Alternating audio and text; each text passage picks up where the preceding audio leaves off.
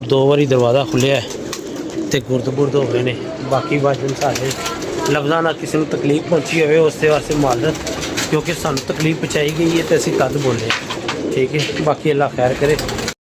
लो जी जनाब, वीडियो चाहता नहीं सी मैं लानी पर लग गई है, मैनू नहीं पता हुण साडा कोई सज्जन है या कोई इहो जिहा हराम दा बाल है जिहड़ा मतलब साडे वास्ते भौंकदा पिया। बाकी कोई गल नहीं, जिहड़ा साडे वास्ते गल करेगा जाहिर गल जवाब तो लेगा, किसी को लैके थोड़ी करने ते कोशिश करने शाम तक उन्होंने लभीए तो फिर उहदे नाल गलबात करिए।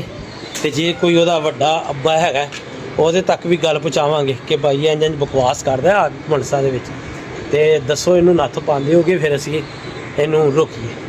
बाकी कोई गल नहीं, अच्छी लफ्ज़ अच्छी गुफ्तगू जिहड़ी हुंदी ना वो अच्छे खून की पहचान हुंदी। ठीक है, असी ना इत्थे किसी नाल बदतमीजी करने ते ना किसी नूं साडे नाल करन दी लोड़ है। असी इज्जत दिन्ने इज्जत लैने। जिहड़ा कोई बकवास करेगा जे तो होया इधर दा ते असीं उहनूं आप मतलब मिल लवांगे, अगर नहीं मतलब साडे बस च होया तो फिर यही समझ लांगे कि कुत्ता भौंकी जाए, सानूं उहदे नाल कोई फर्क नहीं पैंदा। ठीक है, कल वास्ते सानूं इजाजत दो, अपनी मौका च याद रखना। अल्लाह हाफिज़।